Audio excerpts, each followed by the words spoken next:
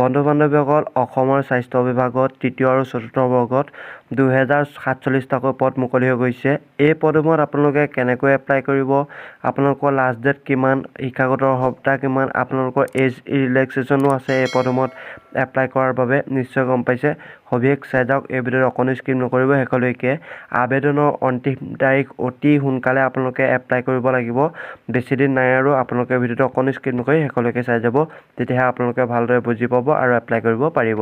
ইয়াত আপোনালোকৰ চিকিৎসা শিক্ষা সঞ্চালয় অসমৰ ফালৰ পৰা এই পদসমূহ মুকলি কৰিছে, য'ত নেকি 2047টাকৈ পদ আছে। গ্ৰেড 3 টেকনিকেলত আছে 1070টাকৈ আৰু গ্ৰেড 3 নন টেকনিকেলত আছে 320টাকৈ, নিশ্চয় গম পাইছে। ইয়াত আপোনালোকৰ দৰমহা দিব আপোনালোকৰ 14,000 পৰা 60,500 টকা দৰমহা গ্ৰেড 3 টেকনিকেল আৰু নন টেকনিকেলত সমানেই দিয়া হ'ব। আৰু ইয়াত আপোনালোকৰ গ্ৰেজুৱেশ্যন পাছ কৰিলে এই পদসমূহত এপ্লাই কৰিব পাৰিব, নিশ্চয় গম পাইছে। আৰু আপোনালোকৰ গ্ৰেড 4ত পদ মুকলি হৈছে 657টা, নিশ্চয় গম পাইছে।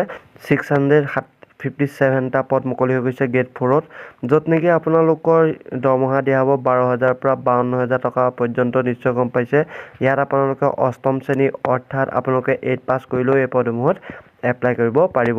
আৰু ইয়াত আপোনালোকৰ 2024 চনৰ 1 জানুৱাৰী সাপেক্ষে আপোনালোকৰ বয়স 18 বছৰ হ'ব লাগিব আৰু আপোনালোকৰ মিনিমাম অৰ্থাৎ মেক্সিমাম আপোনালোকৰ 40 বছৰ আগত হ'ব লাগিব, তেতিয়াহে এই পদসমূহত এপ্লাই কৰিব পাৰিব। ইয়াত আপোনালোকৰ বয়সৰ ৰেহাই দিয়া হ'ব। OBC MOBC সকলৰ 3 বছৰ, SC ST সকলৰ 5 বছৰ আৰু PWD কেণ্ডিডেট যদি হয় তেতিয়াহ'লে আপোনালোকৰ 10 বছৰকৈ ৰেহাই দিয়া হ'ব, নিশ্চয় গম পাইছে। আৰু আপোনালোকৰ অন্যান্য অৰ্হতা ইয়াত বিচাৰিছে যে যদি আপোনালোক এই অৰ্হতাৰ উপৰিও আপোনালোক নাগৰিক অৰ্থাৎ ভাৰতীয় নাগৰিক হ'ব লাগিব, তেতিয়াহে আপোনালোকৰ এই পদসমূহত এপ্লাই কৰিব পাৰিব আৰু আপোনালোকৰ এক্সচেঞ্জত নাম থাকিব লাগিব, নিশ্চয় গম পাইছে। ইয়াত সম্পূৰ্ণ তথ্য দি দিছে।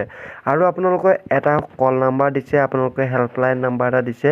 এই হেল্পলাইন নাম্বাৰটোত আপোনালোকে কল কৰি আপোনালোকে ভালদৰে সুধি ল'ব পাৰিব ক'ত কেনেকুৱা ধৰণৰ পদ মুকলি হৈ গৈছে যদি বুজি পোৱা নাই, আৰু আপোনালোকে কেতিয়াৰ পৰা আপোনালোকে এই পদসমূহত এপ্লাই কৰা হৈ গৈছে তাৰো আপোনালোকে সুধিব পাৰিব, আৰু কিমান তাৰিখলৈকে এপ্লাই হ'ব তাৰো সুধিব পাৰিব যদি আপোনালোকৰ সম্পূৰ্ণ তথ্যটো যদি বুজি পোৱা নাই, নিশ্চয় গম পাইছে। এই কল নম্বৰটো আপোনালোকে ৰাতিপুৱা 10 বজাৰ পৰা আপোনালোকৰ সন্ধিয়া 6 বজাৰ ভিতৰত এই কল নম্বৰটো আপোনালোকে ফোন কৰিব পাৰিব। আৰু আপোনালোকৰ আবেদন অন্তিম তাৰিখ নিশ্চয় গম পাইছে, বৰ্তমান আবেদন চলি আছে। 9 ডিচেম্বৰ তাৰিখৰ ভিতৰত আপোনালোকে এই পদসমূহত এপ্লাই কৰিব লাগিব, নিশ্চয় গম পাইছে। আপোনালোকে এই নাম্বাৰটো 7977259728 এই নাম্বাৰটোত আপোনালোকে কল কৰি ভালদৰে সুধি ল'ব পাৰিব। বন্ধু বান্ধৱীসকল, যিমান পাৰে আপোনালোকে ভিডিঅ'টো শ্বেয়াৰ কৰক। আপোনালোকৰ বাবে বহুতে ভাল খবৰ, 2047টাকৈ পদ মুকলি হৈ গৈছে অসমৰ স্বাস্থ্য বিভাগৰ ফালৰ পৰা, নিশ্চয় গম পাইছে। 9 ডিচেম্বৰ এপ্লাই লাষ্ট ডেট, নিশ্চয় গম পাইছে। এইটো আছিলে এটা সৰু ভিডিঅ'। যদি এই ভিডিঅ' চাই ভাল পাইছে প্লিজ এটা লাইক কৰক আৰু বন্ধু বান্ধৱীসকললৈ শ্বেয়াৰ কৰক। ধন্যবাদ।